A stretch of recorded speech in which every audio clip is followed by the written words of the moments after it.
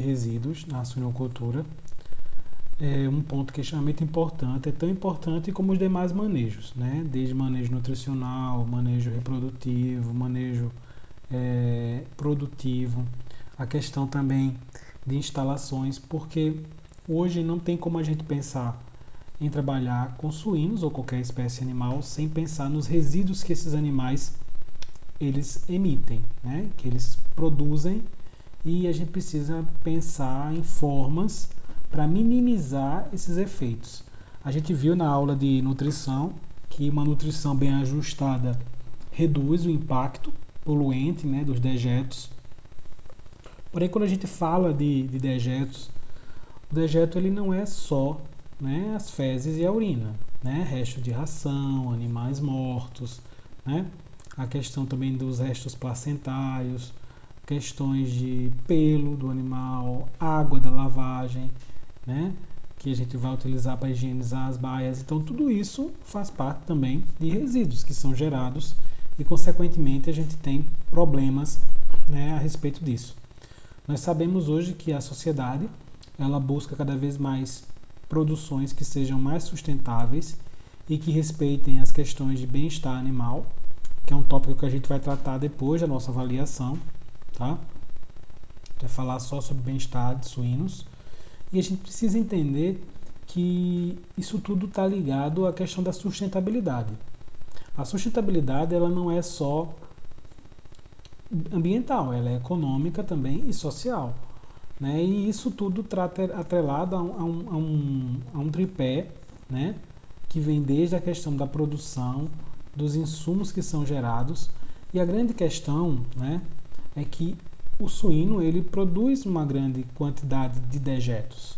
Não que ele seja mais impactante, né? Mas o volume de dejetos que é produzido, e principalmente com as estratégias que a gente utiliza hoje de limpeza com o uso de água, né, todos os dias, faz com que esse volume fique maior e é mais difícil se tratar e mais difícil de se armazenar, né? Que é outro aspecto extremamente importante. Então, vamos pensar, né, no manejo de resíduos como uma saída de forma geral a todos os problemas relacionados à questão também, né, de não só meio ambiente, mas também de sanitário, né?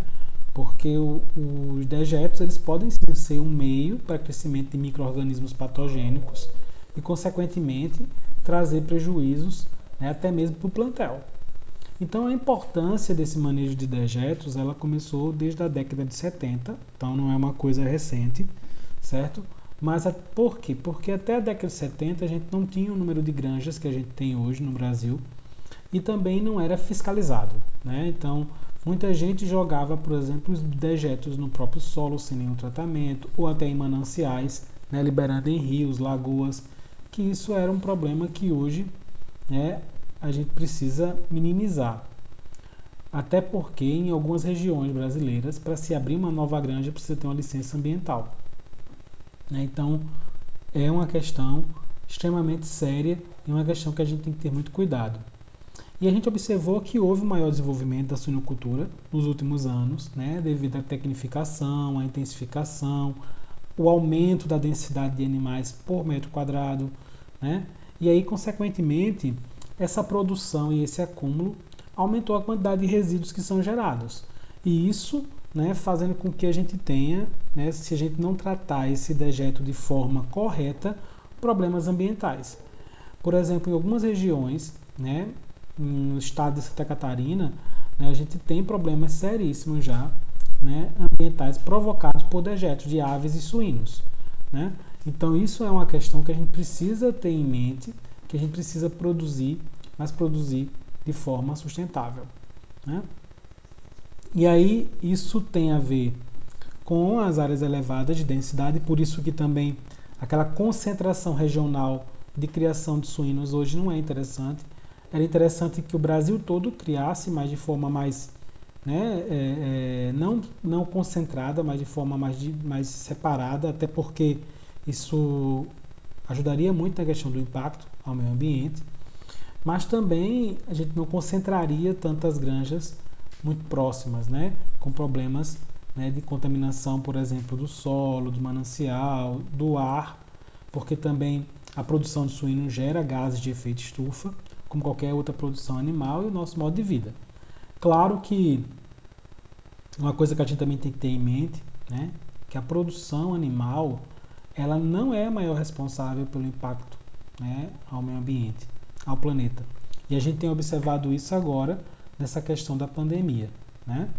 A gente continua produzindo, né? E aí a gente tem observado que tem reduzido as emissões de gases de efeito estufa, tem ocorrido limpeza de mares e oceanos, tem ocorrido também de rios, né? E isso tem uma relação direta, né, com o nosso modo de vida, né? E não exatamente com a produção de alimentos, tanto de origem animal como de origem vegetal, certo? O nosso país é um país que tem, né, uma área ainda muito grande, né, a ser agricultável, né? Porém, a gente, claro, tem que começar a cuidar para não ter problemas futuros. E mesmo assim, isso também não quer dizer que se justifique desmatar, né, de qualquer forma, né? A gente precisa racionalizar. E uma coisa que é importante deixar bem claro, na suinocultura a gente trabalha com sistemas confinados, já na maioria das granjas, né? Então requer pequena área, né? O maior problema hoje é principalmente animais que são criados ao ar livre, né? Por exemplo, bovinos, né? Que isso sim pode às vezes derrubar uma grande quantidade de árvores, quantidade para fazer pasto, fazer outros aspectos. Mas tem estratégias hoje bem interessantes de alta produção que visam também manter, né, a questão do sistema lavoura-floresta. É um sistema que pode ser utilizado para os ruminantes, né? Estou falando isso só para o cúmulo de informação. Ok, pessoal? Alguma dúvida? Então, o que acontece, na verdade, né, quando a gente pensa no suíno, né? O que a suinocultura ela pode promover, né, de impactos ambientais? Ela pode promover poluição do ar, né, através de malodores, de gases de efeito estufa, de poeiras que são geradas da atividade, a poluição do solo, né, através de metais pesados, né, pelas fezes, porque geralmente a gente utiliza cobre, zinco, né, nas suas formas de óxido de sulfatos, né, nutrientes que podem ser interessantes, né, para o animal, e a questão dos patógenos. Na poluição da água, a matéria orgânica que é gerada, né, pode trazer impacto. Os nutrientes também podem ser impactantes, porque o excesso desses nutrientes pode causar eutrofização da água, como nitrogênio e fósforo, e os patógenos também que podem estar presentes nas fezes. E um outro aspecto é a biodiversidade, né? Quando a gente, por exemplo, desmatar uma área para implantar uma granja, ou então aquela granja ali também ela causa um impacto à biodiversidade, né? Porque você vai acabar eliminando algumas formas de vida que estariam ali naquele meio. Deixa eu ver se tem alguma pergunta. Então, dentro desse ponto, né, a gente tem vários aspectos relacionados a exatamente a cada ambiente desse que a gente pode trazer prejuízos, tá? Eu vou primeiro falar os problemas e depois eu vou trazer algumas soluções. Então, a água, na verdade, né, o que acontece?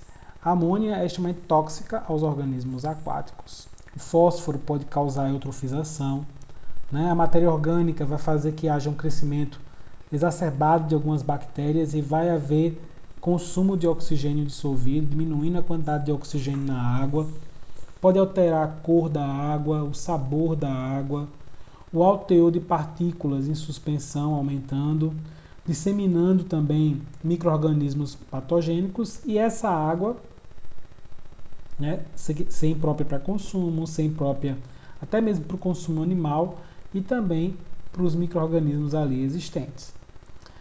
A questão também de gases de efeito estufa, né, tanto o gás metano como o gás, o óxido de enxofre, né, o CO2, são gases que podem trazer prejuízos, né, à atmosfera e, consequentemente, esses gases são produzidos pela fermentação desses dejetos e também pelo próprio animal.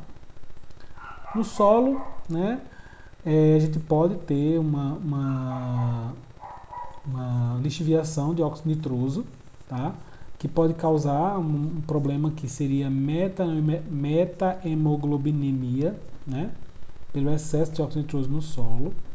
Metais pesados como cobre e zinco, principalmente o zinco, que era utilizado na sua forma de bacitracina e na forma de óxido de zinco para prevenir diarreia em quantidades bem elevadas. Hoje a gente busca trabalhar com fontes orgânicas, né, ou complexadas a moléculas orgânicas, que têm maior absorção e reduz a taxa, mas mesmo assim não previne a diarreia, ela pode prevenir a deficiência desses minerais, porque é a questão do óxido que inibe o crescimento de bactérias patogênicas. O desbalanço e o excesso de nutrientes também. Quando você dá uma dieta desbalanceada, né, para o animal, vai ocorrer, né, uma excreção maior, né, e consequentemente vai jogar nutrientes para o solo.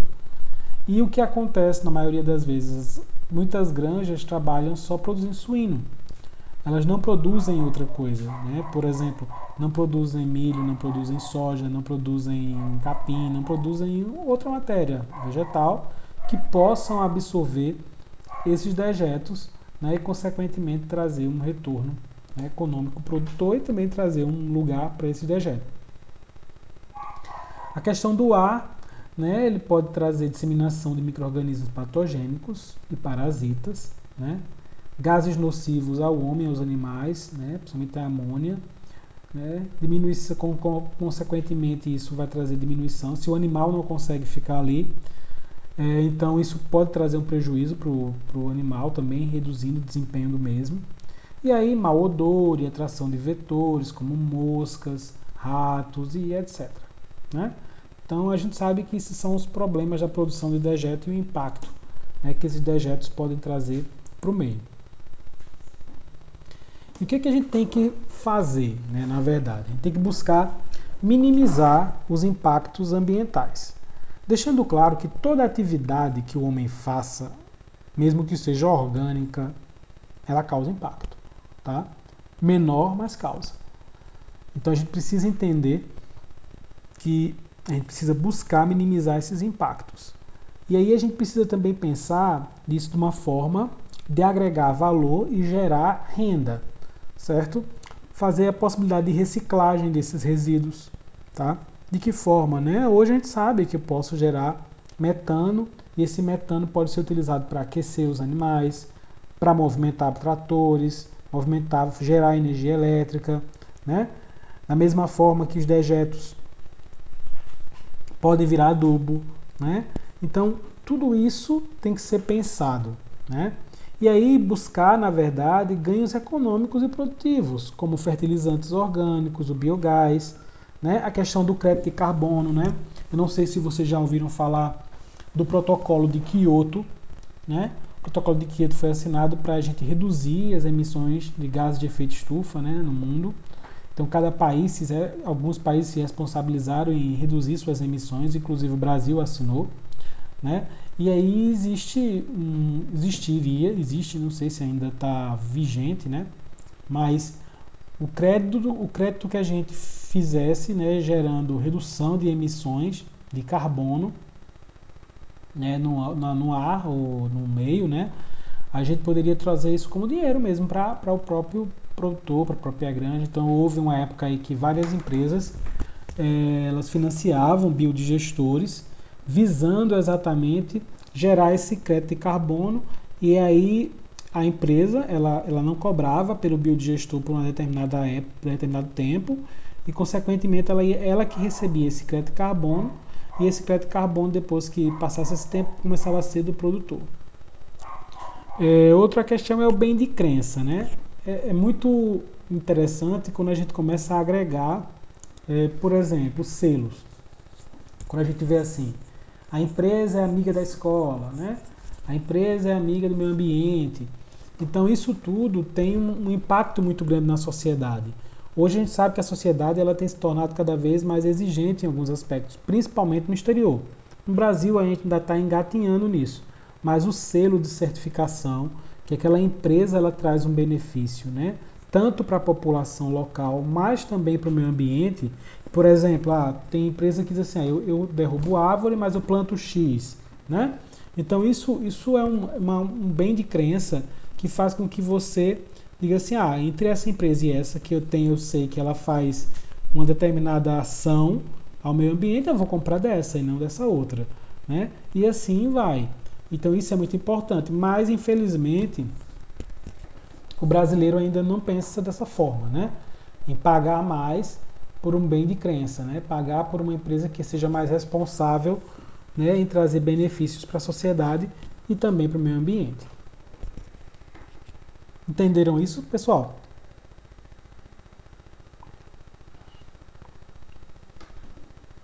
Todo mundo entendeu?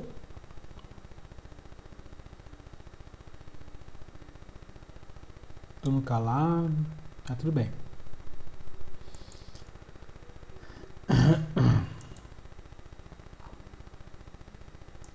Então, esses resíduos, né, quais são esses resíduos que a gente tem na suinocultura? Né? Os dejetos, que aí vem fezes, urina, a água desperdiçada e de limpeza, resto de cama, se for criado em cama sobreposta, resto de ração, né? Aí vem também as carcaças de animais que morreram no decorrer da criação, os restos placentários, né? Leitões natimortos, leitões mumificados, quando a gente faz o corte de dentes, castração, a questão do corte de umbigo, tudo isso são resíduos, tá? Fora, assim, material que a gente utiliza, como papel toalha, como bisturi, como agulha, que é outros tipos de resíduo que a gente, claro, não pode descartar em qualquer local, tá? Então, isso são pontos que estão extremamente importantes quando a gente pensa em identificar e também quantificar.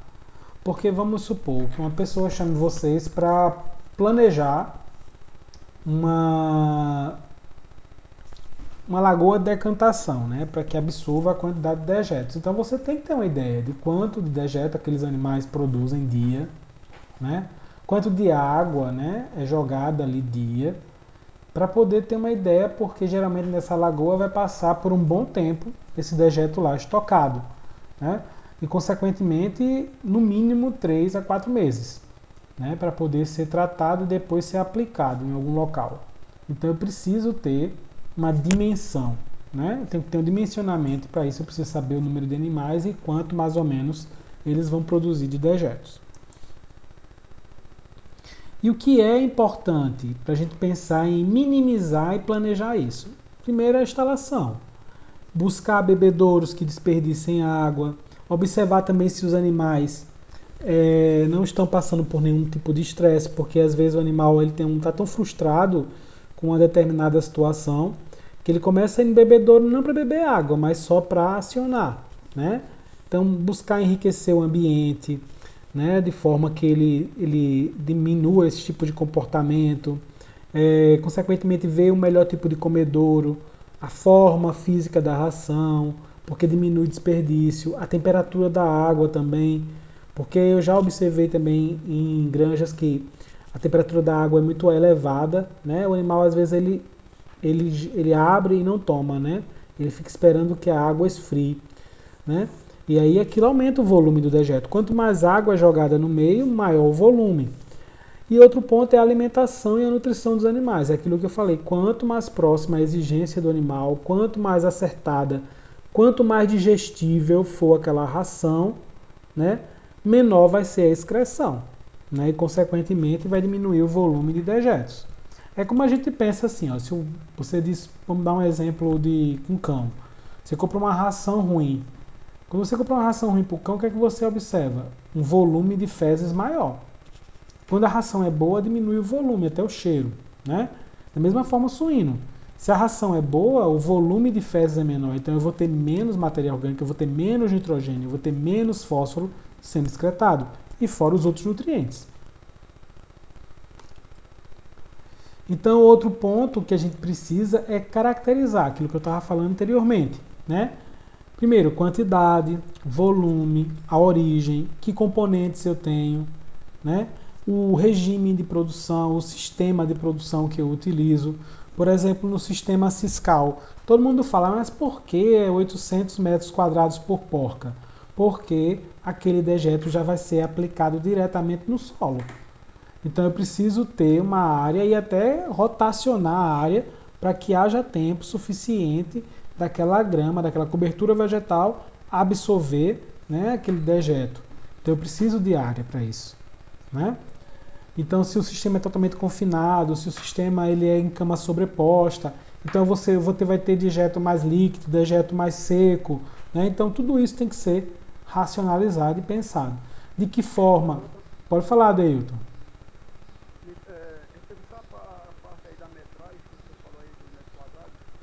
Do Siscal é 800 metros quadrados por porca. Tá bom, obrigado. No Siscal, tá? No sistema confinado é menos, é 2,5 metros, tá? Por porca. Para matriz, isso.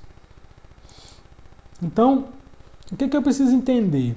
Quanto de umidade eu tenho no meu resíduo, o teor de matéria orgânica do meu resíduo, o pH desse resíduo, a quantidade de macro e micro minerais desse resíduo, a demanda bioquímica de oxigênio, a demanda química de oxigênio, a quantidade de sólidos totais, a quantidade de sólidos voláteis. Tudo isso tem que ser caracterizado. Claro que hoje na literatura a gente tem muita informação, mas depende muito de granja para granja, depende do tipo de alimentação, depende do sistema, da quantidade de água que é adicionada, que tipo de água é adicionada, se é feito, né, por exemplo, lavagem todo dia, se não é feita higienização com água todo dia, faz limpeza seca, limpeza com água. Então isso são aspectos que vão influenciar nessa característica desses resíduos. Então, essa composição do dejetos suínos é muito variável, exatamente por isso, né? Porque uma grande parte das granjas utiliza muita água para a limpeza das instalações. Então você tem um efluente muito líquido, né? Você não vai ter um efluente sólido, né? Como acontece, por exemplo, para algumas espécies. Então, o efluente líquido, por exemplo, o frango de corte, o efluente é sólido. Por que é sólido? Porque vai misturado com aquela cama. Então ele é muito mais fácil de você manusear, até de você armazenar para utilizar, né? E aí também se o sistema vai ser em cama sobreposta ou no Siscal, que aí é uma outra situação, como eu já falei agora anteriormente, devido à área, devido à cobertura vegetal, devido ao Siscal, ao tipo de cama, se eu vou reaproveitar a cama, né? Se a cama vai ser utilizada mais de uma vez, né? Então isso pode ser outros aspectos que tem que ser quantificado nessa caracterização, né? Uma grande questão é que a demanda bioquímica de oxigênio do dejeto do suíno é superior à do ser humano, a nossa. Então é um dejeto que sequestra muito oxigênio. Então, quando ele vai para o manancial, que, né, aquífero, por exemplo, um rio, uma lagoa, né, ele torna muito alta essa demanda e sequestra o oxigênio para os seres aquáticos que seriam aqueles seres aquáticos, causando mortalidade. Isso dependendo também da quantidade de dejeto que for jogada, né?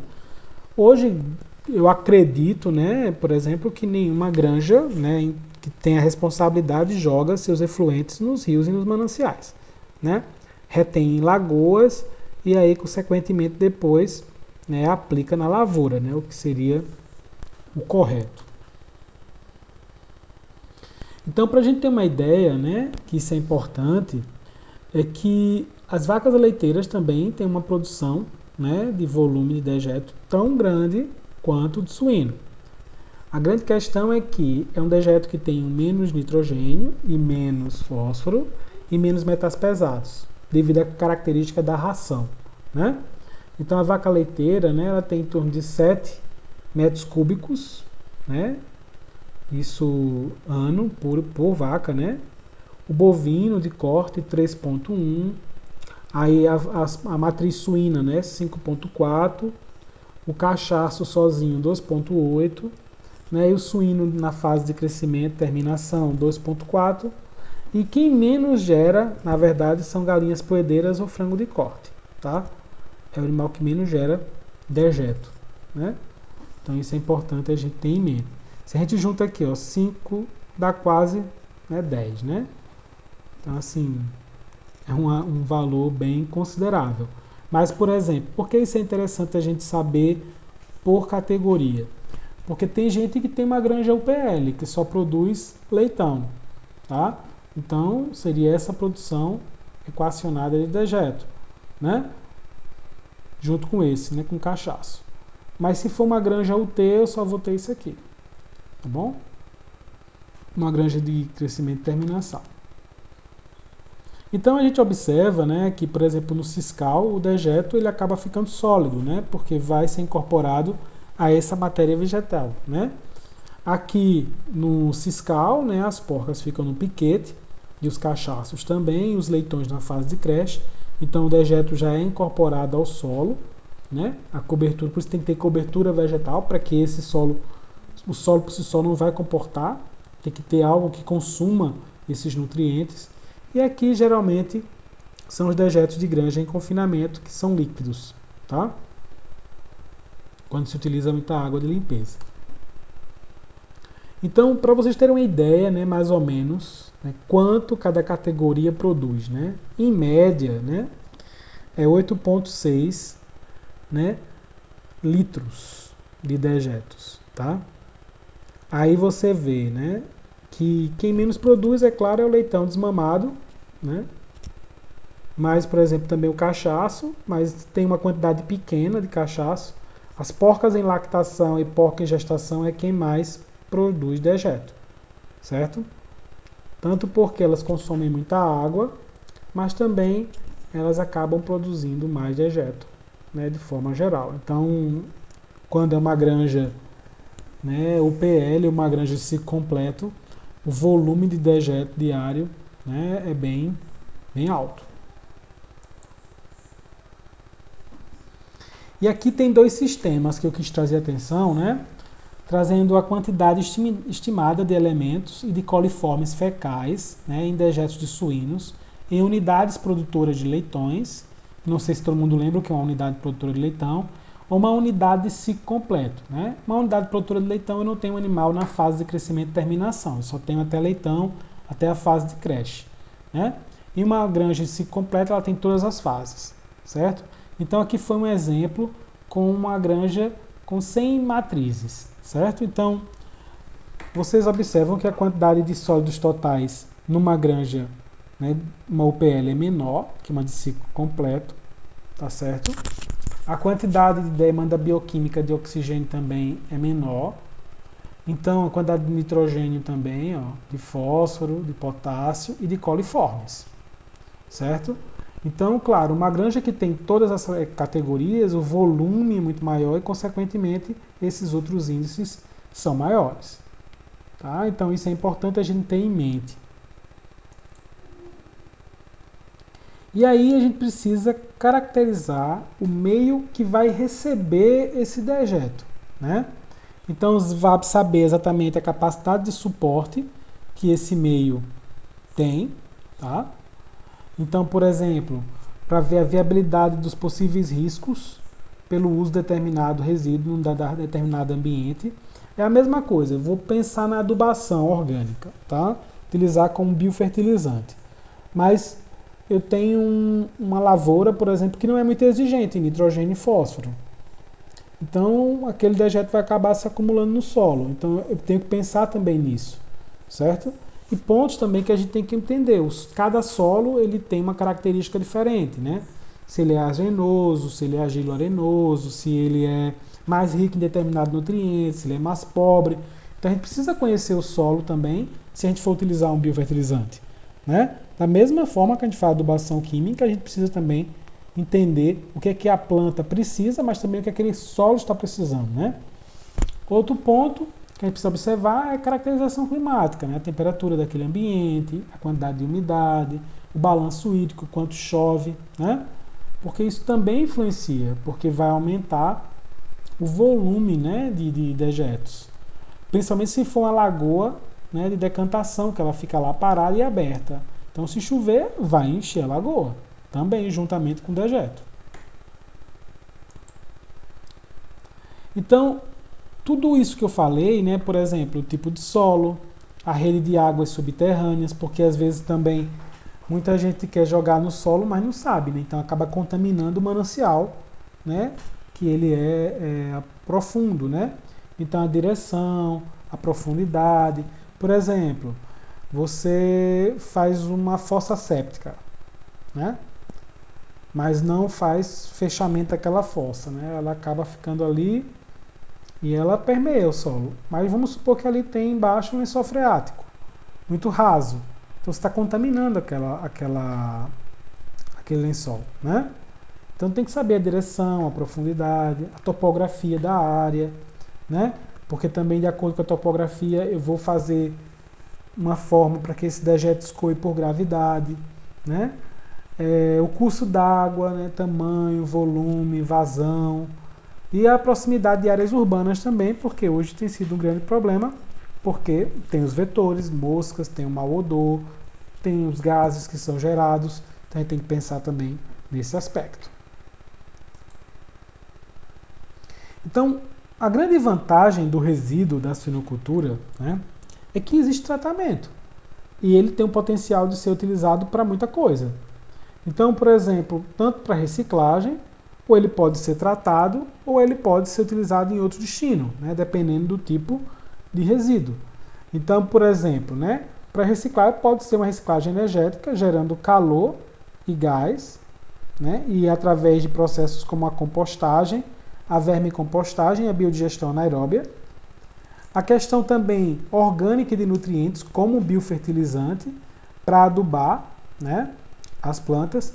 A questão de uso na alimentação animal, hoje isso não tem sido muito bem aceito, mas antigamente existia um sistema conjunto, né, que era peixe e suíno. Então os peixes recebiam os dejetos dos suínos, né? Só que hoje ninguém quer comer carne, né, de um animal que comeu as fezes do outro, né? Então isso também é um outro aspecto que a gente tem que levar, isso tem que ser eliminado. Então animais, geralmente hoje a gente não alimenta mais com dejeto de suíno, certo? Que é um ponto a ser observado. É como também todo mundo sabe que é proibido usar cama de frango na alimentação de bovinos e muita gente utiliza, né? Até um dia a gente tem um problema sério sanitário do mal da vaca louca, né? Outro ponto também é o tratamento, que é um dos pontos que a gente pode pensar, né, de forma efetiva, que é pegar esses resíduos e torná-los aptos a serem devolvidos ao meio ambiente sem causar impacto. E aí a gente tem métodos físicos, químicos e biológicos para esse tipo de tratamento.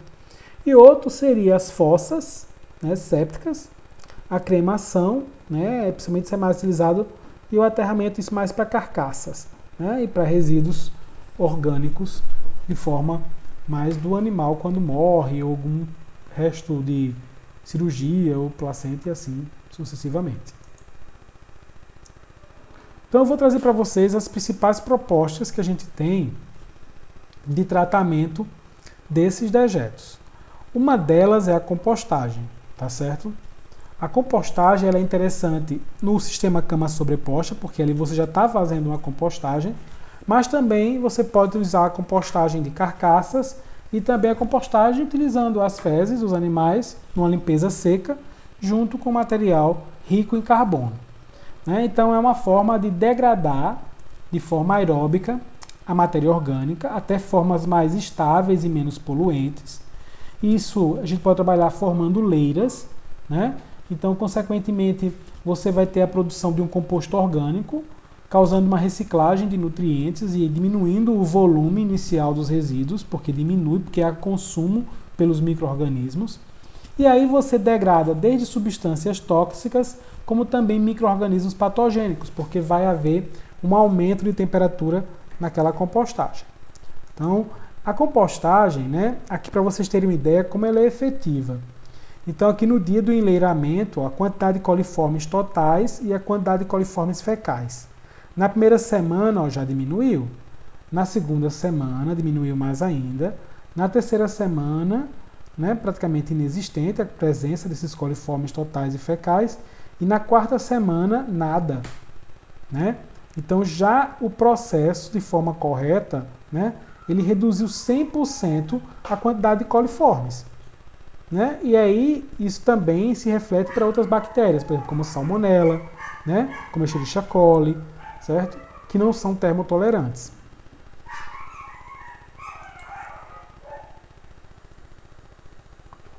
E você pode utilizar o composto depois do processo, né, para adubação. Tanto você melhora as características físicas e químicas e microbiológicas do solo, porque é um composto que, de uma certa forma, melhora a agregação dos nutrientes, né, fazendo que o solo ele receba esses nutrientes para ficar apto. É uma cobertura, né, também fazendo com que haja menor perda de água, né, para o meio. Né, e aí depende, né, da cultura que vai ser colocada, mas tem que ter um outro quem vai receber, né? Porque eu posso fazer a compostagem, mas eu não posso ter, por exemplo, área para recebê-la também. Muitas pessoas se equivocam, né, no caso de uso de biofertilizantes, porque acham que não precisa ter cuidado, né? Da mesma forma que pode ser nociva a adubação química em excesso, a adubação orgânica também pode. Eu tenho que saber quanto vai ser consumido, né? Quanto aquelas plantas vão consumir daquele adubo, né? E eu tenho que ter área suficiente também para aplicar. Às vezes pode acontecer de você produzir tanto biocomposto que você não tem área, né? O solo não comporta mais aquela adubação, tá? E você pode causar um problema pior.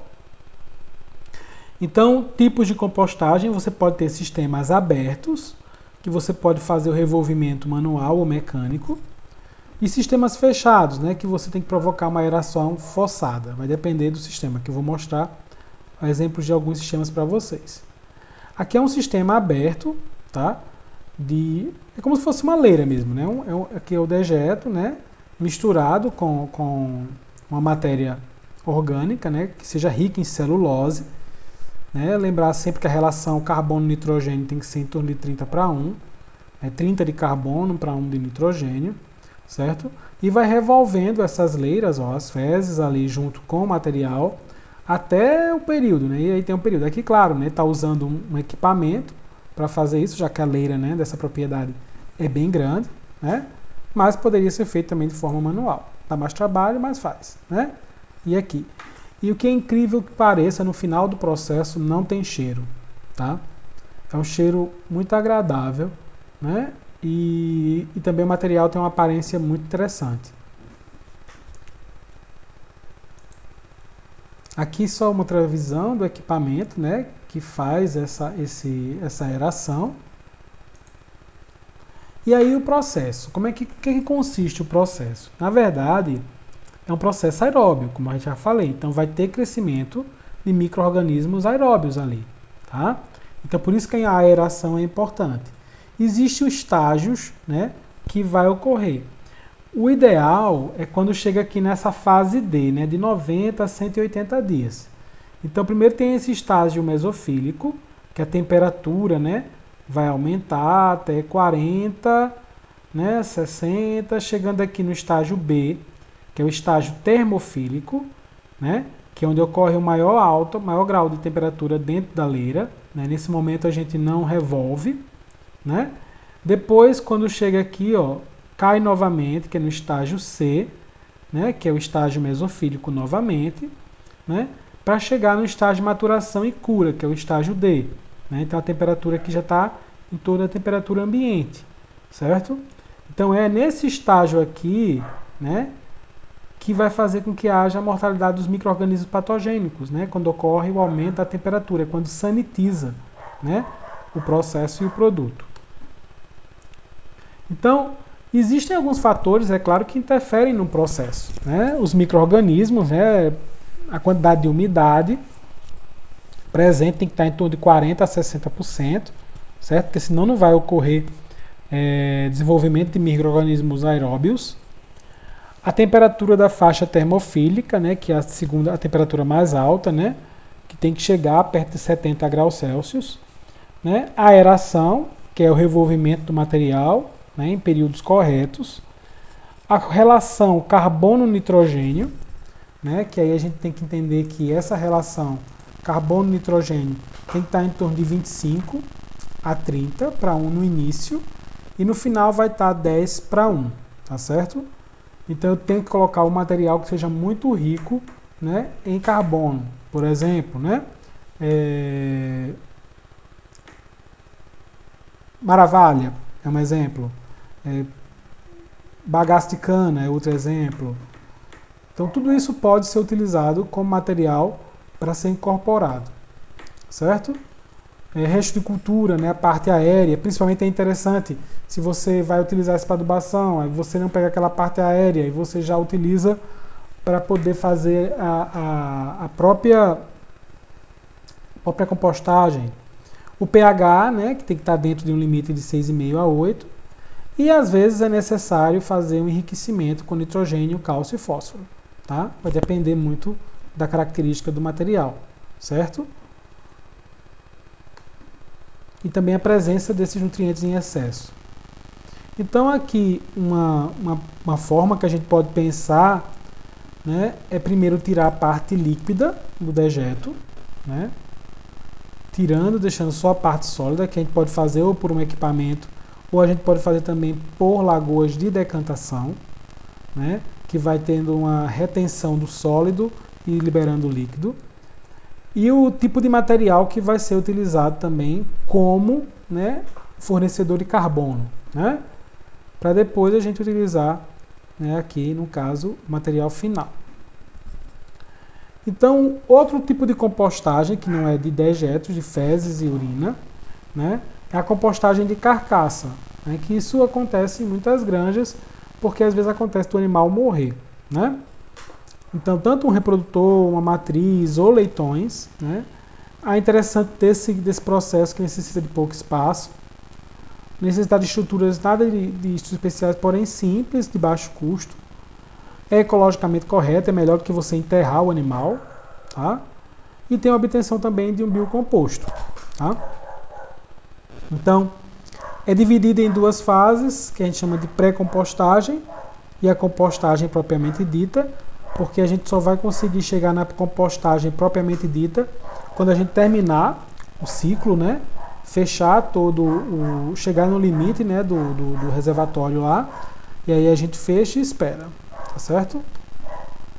Então aqui é um tipo de compostagem, a gente vai colocando as carcaças e vai cobrindo com material vegetal, né? Isso é feito em muitos locais, inclusive em zoológicos, quando ocorre mortalidade de animais, né? Só que, dependendo do tamanho do animal, tem que serrar, tem que cortar e colocar, né, o material. Aqui é uma outra forma, né? Aqui, ó, tá vendo? Ela iniciou, aqui está no meio e essa está vazia, certo? Então, quando chegar no limite aqui, para e vai encher a outra, certo? E assim, até terminar todo o processo. Então, aqui seria uma forma, ó, de distribuição, né, das carcaças. Aqui, ó, eu boto a cobertura numa determinada altura, certo? E aí eu vou colocando, né, os animais que vão morrendo e vou cobrindo. E vou tentando intercalar. Por quê? Para que a umidade, né, possa circular e não acumule em cima da mesma carcaça. E assim vai até chegar, né, aos 9 meses, que é no mínimo, que é o que precisa para poder utilizar aquele biocomposto. Certo, pessoal? Alguma dúvida a respeito sobre a compostagem?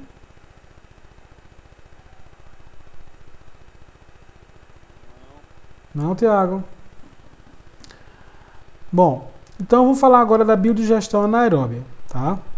Que é hoje um dos métodos mais utilizados, né? Porque gera, né, o biogás e gera também o biocombustível, o biocomposto, né, o adubo, né?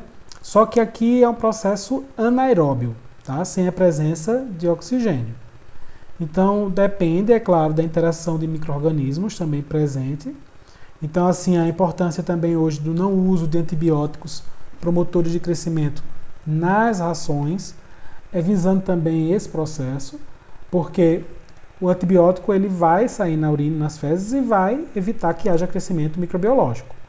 Então, esses compostos orgânicos eles são complexos, né? E em compostos mais simples vai ocorrer uma hidrólise provocada por esses micro-organismos, vai ocorrer um processo de acidogênese, acetogênese e metanogênese, que vai produzir esses gases, certo? E aí o produto final seria a produção de biogás e biofertilizante. Deixa eu ver aqui.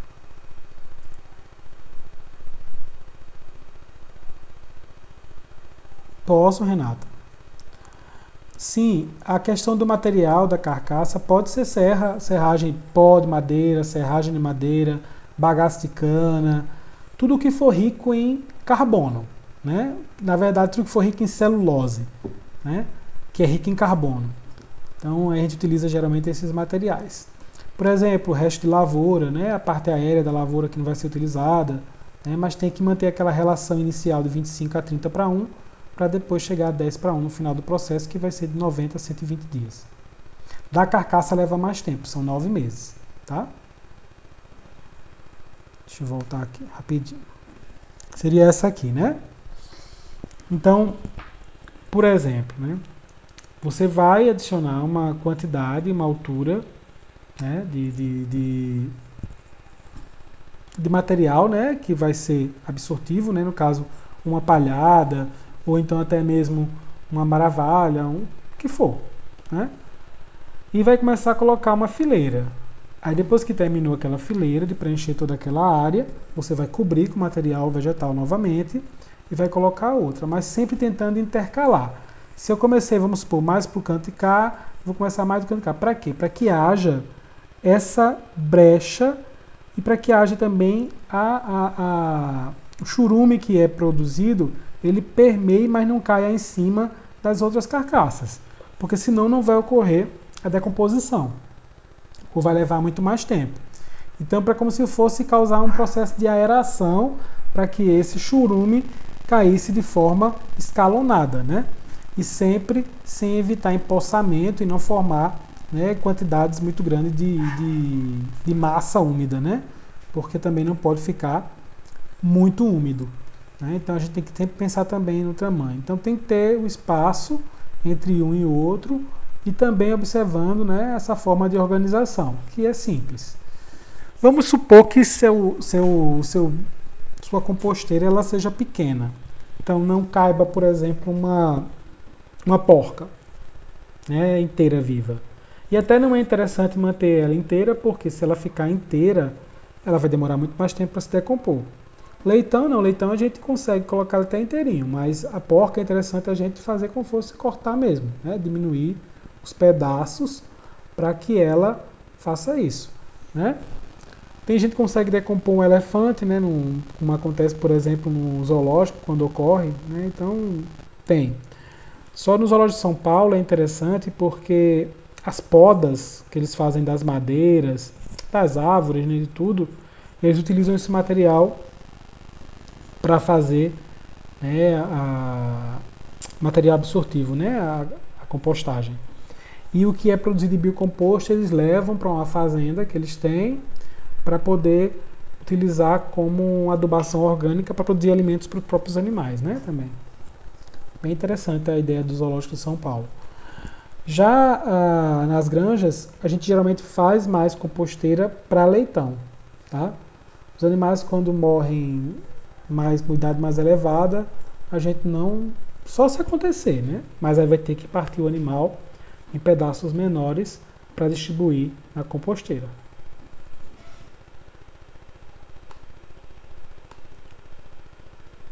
Bom, e a intenção da biodigestão anaeróbia, né, é exatamente a produção do biogás.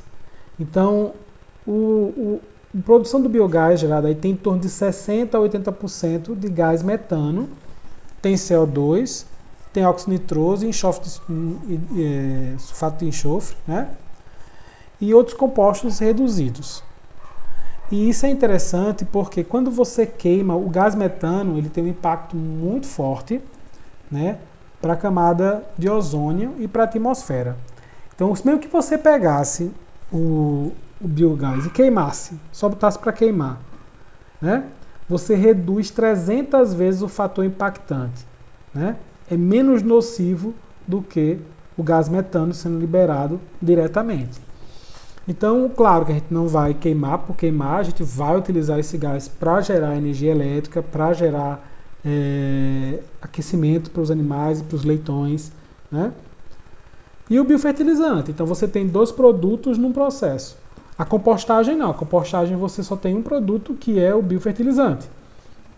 Então é um biofertilizante ainda rico em nitrogênio, fósforo, potássio e outros minerais, um alto teor ainda de matéria orgânica e introdução de um grande número de bactérias e protozoários no solo interessante, tá?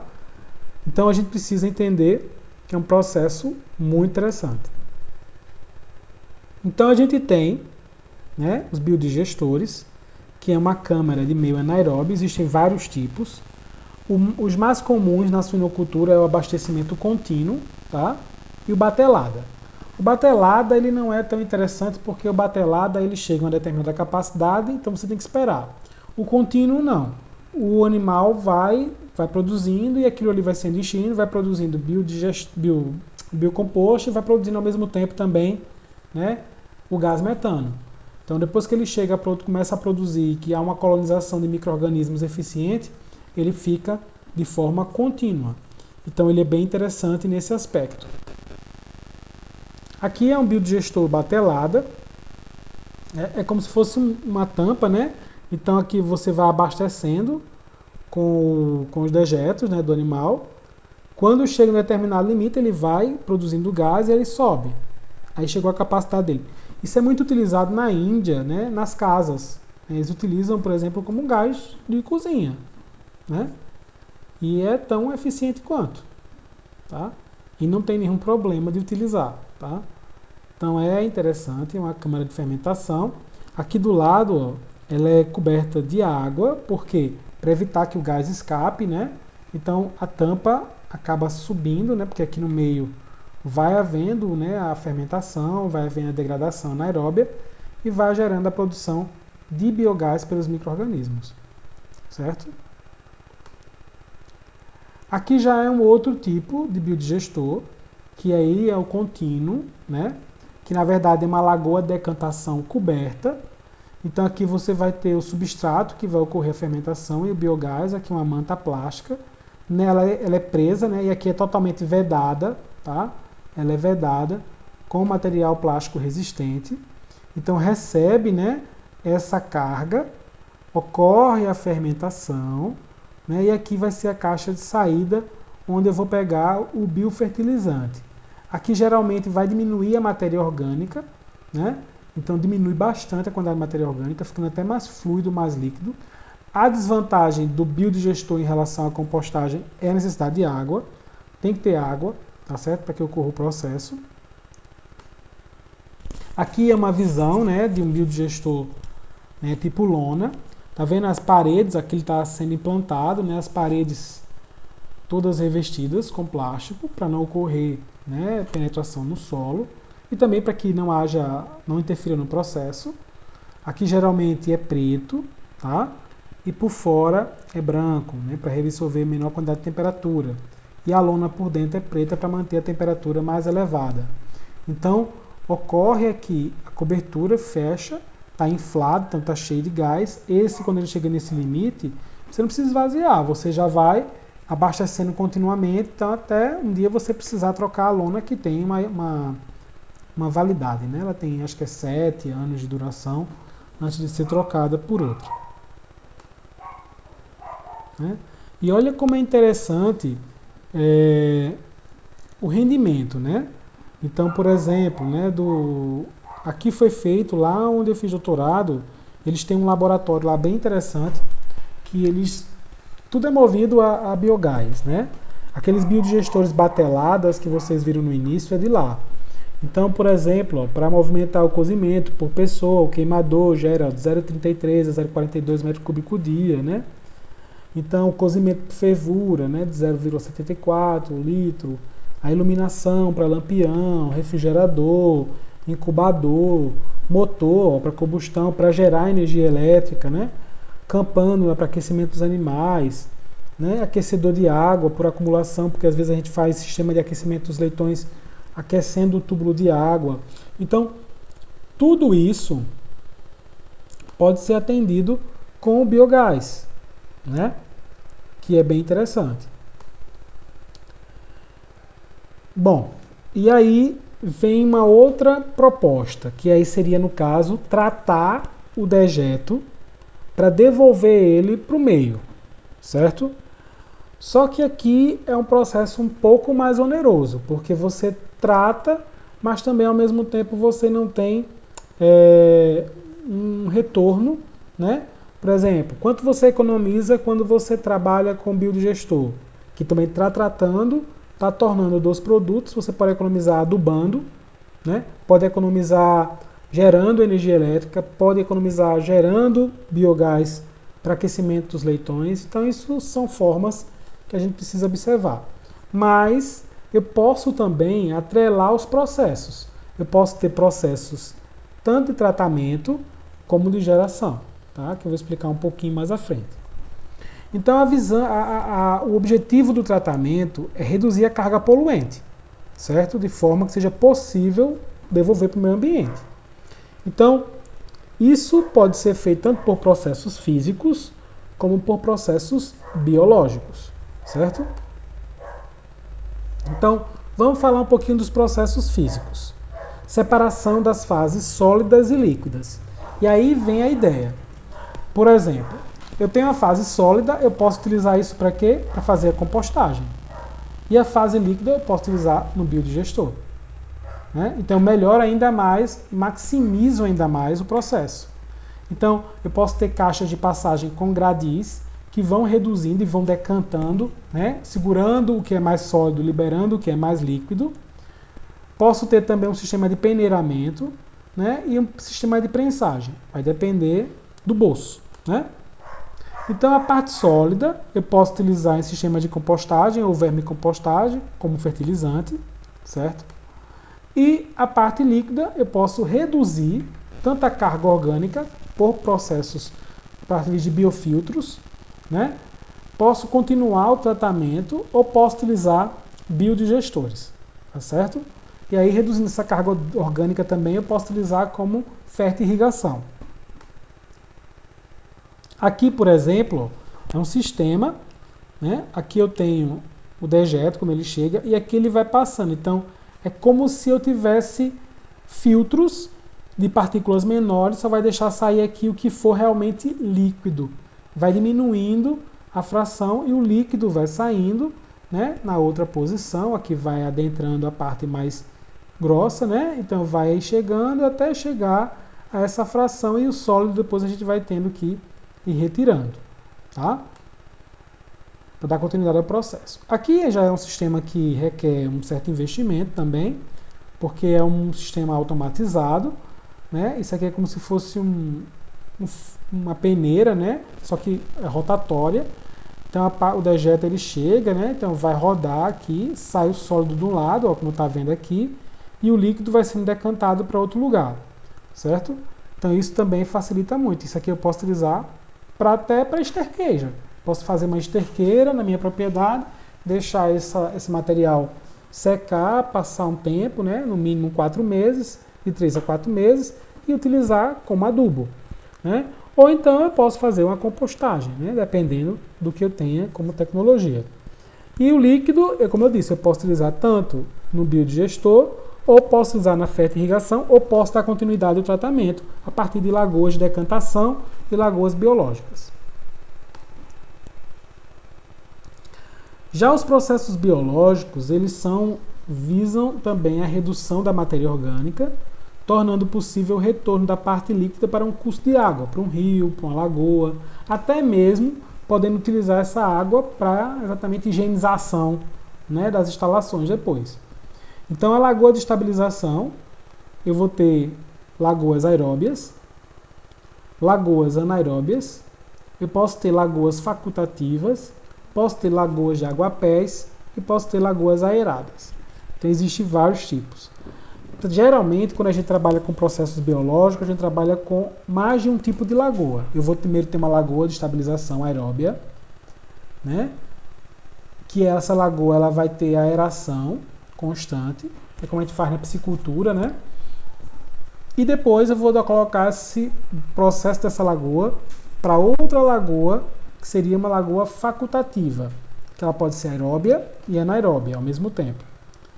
E depois ela vai passar para uma lagoa de aguapé. Aguapé é aquela plantinha aquática mesmo, que vai consumir aquele nitrogênio, né, que ainda vai chegando, e depois uma lagoa aerada, que vai reter ainda o resto da matéria orgânica para depois isso para um recurso. Então, é um tratamento que eu posso fazer tanto físico e biológico em conjunto, como também eu posso fazer um tratamento só biológico ou só físico.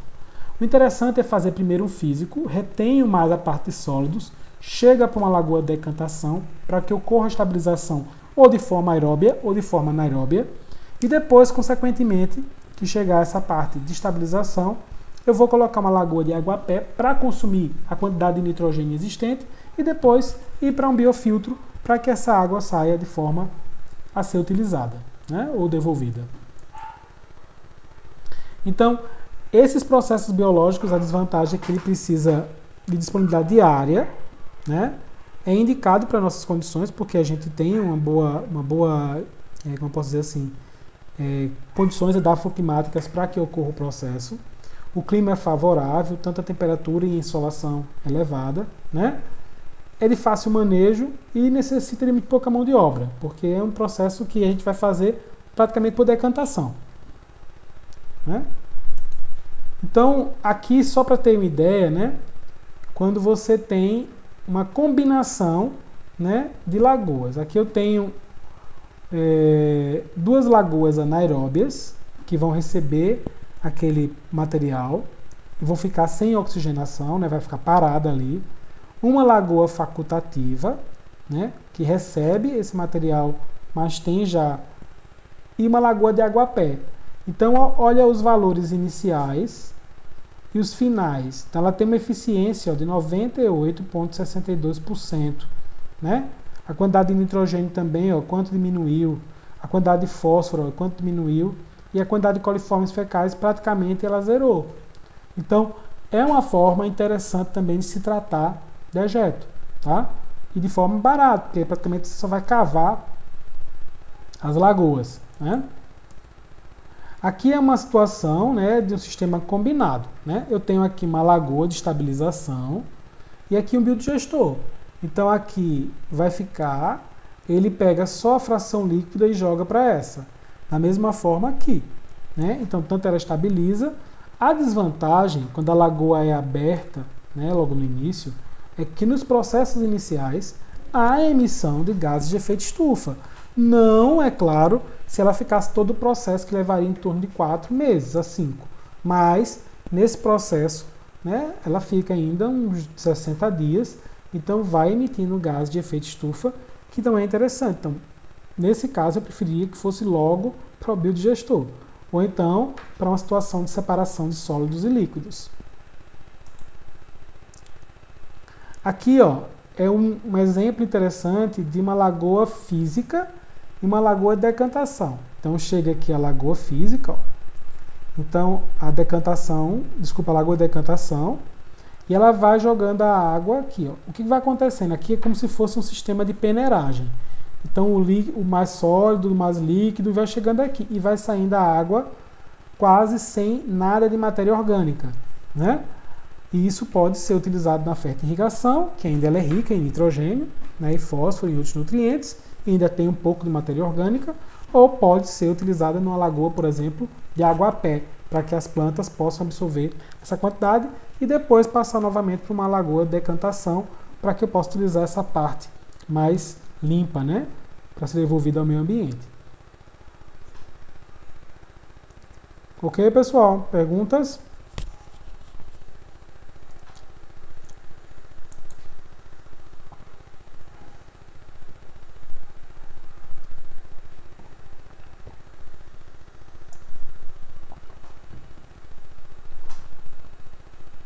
Renata está escrevendo, mas qualquer coisa eu volto. Então aqui... Não, ao contrário, Renata. Da lagoa de decantação vai passando naquelas lagoas menores, porque aquela água ela já vai ter um uso. Ou ela vai para uma outra lagoa de estabilização, que pode ser uma lagoa facultativa, onde a gente vai aerar ou não aerar com aeradores elétricos, né? Ou a gente pode utilizar numa lagoa, como eu posso dizer assim, não, esqueci. Uma lagoa, cadê o nome da planta? Esqueci o nome da planta. Na lagoa de aguapé, né? Que é aquelas plantinhas que ficam na superfície da água. Então as raízes dessas plantas vão absorver, né, esses nutrientes dessa água e aí depois eu posso devolver ela para o meio ou então utilizar na fertirrigação, tá certo? Essa a rotina. Primeiro vem do que está mais sujo para o mais limpo, para ficar mais limpo, né? Para ficar menos sólido. Aqui é uma separação, ó, mecânica, tirando, ó, a maior parte do sólido. E tá vendo esses canos brancos aqui? Eles são canos de fertirrigação. Então, a água que já está dessa forma tratada, com ainda a quantidade de nutrientes, né? Mas está uma carga orgânica bem menor, vai jogando aqui para adubar essa lavoura aqui, tá? Aqui, ó, o aparelho que tira a parte sólida e deixa só o líquido. Ó, o sólido que fica retido. E o líquido saindo. Claro que a gente ainda tem muita matéria orgânica e muito, né, nitrogênio e muito fósforo, mas uma quantidade bem menor, tá? Bem menor mesmo.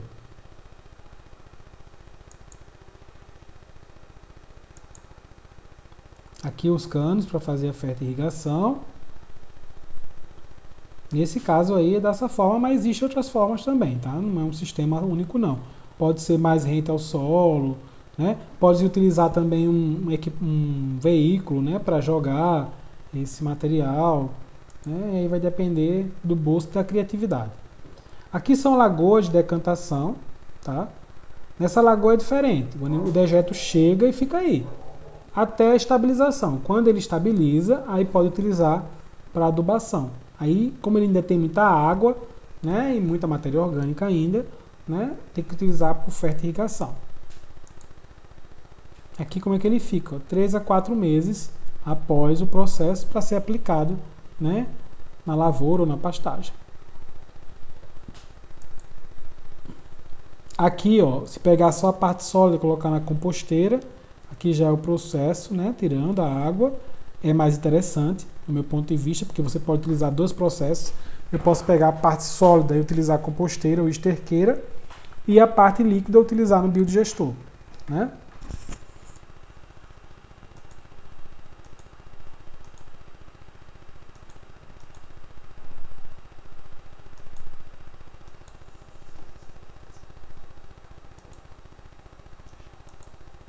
Ok, pessoal? Dúvidas a respeito dos processos?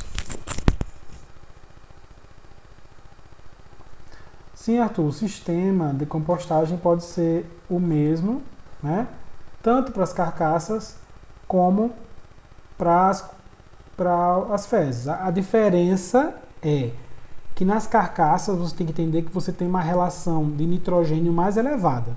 Você tem uma quantidade de nitrogênio mais elevada, então, consequentemente, o material que você vai utilizar ele tem que ter muita celulose ou muito carbono, né?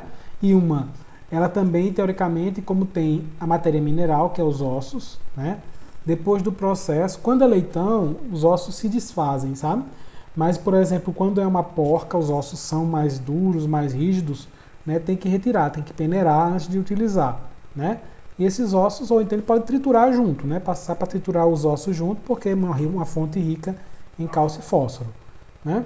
Mas tem que ser esse aspecto.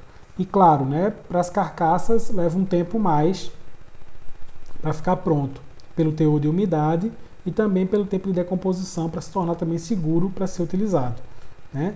O processo final leva 9 meses. Mas a vantagem das carcaças é que você vai fazendo, vai subindo lá, enquanto você vai ter sempre outro que já vai estar pronto para uso.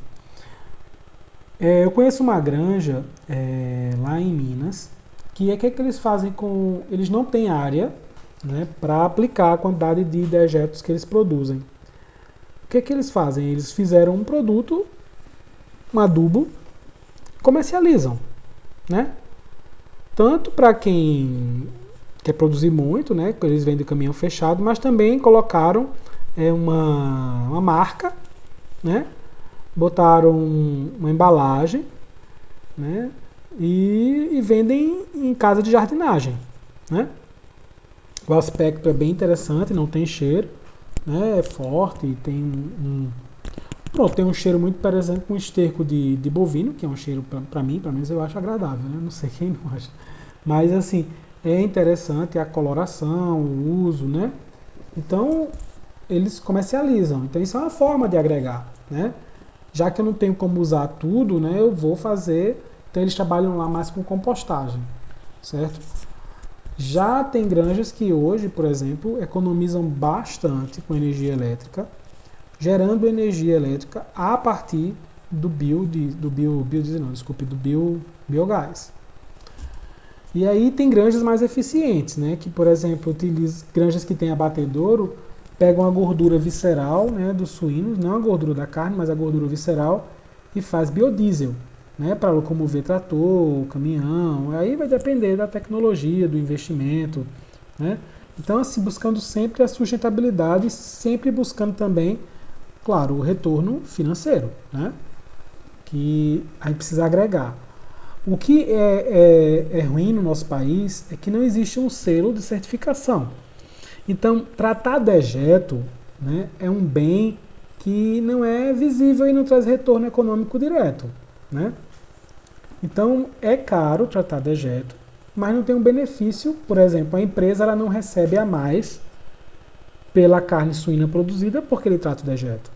Então, se existisse uma certificação, pelo menos para quê? A população tivesse em mente que aquela carne, né, foi criada com normas de bem-estar animal, com a questão que trata o meio ambiente. Então, as pessoas acabam tendendo a comprar dessas empresas, principalmente pessoas que têm, geralmente, maior poder aquisitivo, pessoas que têm uma forma de disseminar aquela informação. Então, isso é importante, né? Então, a gente precisaria, é claro que as associações, né, de criadores de suínos, junto com o Ministério da Agricultura, Pecuária e Abastecimento, visassem exatamente esses aspectos, né, visando reduzir, né, o impacto no meio ambiente, mas também, né, agregar valor ao produtor que trata, né? Aquele produtor que trata, por exemplo, se o produtor trata, ele teria uma margem de empréstimo com juros menor, né? Nos bancos, por exemplo, no Banco do Nordeste, que é um banco público, né? Então, no Banco do Brasil, que é público-privado, porque isso faz a pessoa se motivar. Então, ele vai ter um investimento, mas ao compensar esse investimento que ele tem, ele pode revolver. Outra também, políticas públicas, como, por exemplo, financiamento de um biodigestor, né, com taxas de juros mais baixas. Então, isso faz com que o produtor busque mais, né, ele precisa ter um incentivo financeiro para ele buscar tratar, porque tratar dejeto não é barato, né? Se tratar dejeto fosse barato, tratar esgoto, né, seria barato e não é, né? Exato, um batimento a partir de impostos. É como, por exemplo, né, tem em alguns países, né, você plantar árvores na sua propriedade ou plantar árvores, né, na frente da sua casa, você não paga determinado imposto, né? Eu acho que eu vi isso em Santa Catarina, bem interessante isso. Quem adotava de plantar árvores, né, nas casas, não pagava ou tinha um desconto de 30% no IPTU, né? Então isso pode ser feito dessa forma, né? E a gente precisa ter essa motivação para o produtor, porque enquanto ele não tiver uma motivação financeira, né, ele não vai buscar, né, tecnologia para tratar dejetos. Se me perguntarem qual a melhor tecnologia, existe uma junção de tecnologias. Eu acho que dependendo é importante você utilizar mais de uma tecnologia para tratar, tá?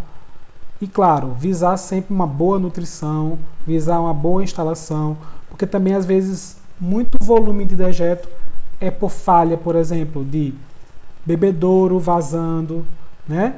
Desperdício de água, uso de água de limpeza muito excessiva. Tem granjas hoje já trabalha, por exemplo, com limpeza seca e limpeza úmida, né? Não joga só água, primeiro tira o sólido, depois joga água, porque reduz a quantidade de água também que vai ser utilizada. Porque como eu falei no início, o problema maior do volume do dejeto do suíno é o volume, que o volume é muito alto, porque usa-se muita água, né? Então isso é um outro aspecto também. A gente sabe, principalmente na nossa região, que a água é um problema, né? Na região Nordeste. Então, quem produz suíno já tem que começar a pensar nisso também, porque o consumo de água é alto, né? Tanto o animal bebe muita água, mas também usa-se muita água para limpeza. Então a gente precisa ter essa ideia. E dependendo dos outros sistemas, eu tenho que equacionar também de forma correta. Se é uma cama sobreposta, tem que escolher a melhor cama, a cama que tem uma maior taxa de absorção, a cama que ela possa suportar, né, aquela quantidade de volume de dejeto, a altura da cama, né, a relação CN, porque na cama sobreposta já tem um biocomposto pronto no final do processo, reduzo muito o uso de água. Então a gente tem que pensar, tem que equacionar. Então toda vez que a gente pensa num sistema produtivo, a gente tem que pensar em todos os aspectos. Desde a produção do animal, do espaço, mas também do tratamento do dejeto. Porque hoje existe uma fiscalização mais aguda a respeito disso, né? Em relação, principalmente, o IBAMA tem ficado de olho em novas granjas, principalmente se elas têm um plano piloto, né, de tratamento desses dejetos, né? Na nossa região ainda não é muito comum porque a gente não tem muitas granjas, né? Mas, por exemplo, em Santa Catarina, hoje tem áreas que não podem mais abrir nenhuma granja de suíno, certo? Então, até mesmo por isso que muitas granjas, muitas empresas foram para a região centro-oeste. Primeiro, pelo preço dos grãos, que é mais barato, e também porque tem área para poder fazer essas granjas sem ter problemas de impacto com o meio ambiente. Tá certo? Pessoal, dúvidas?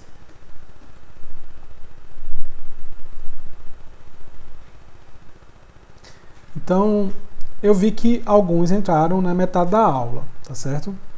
Eu gravei, né, eu acho que eu consegui gravar hoje, certo, a aula.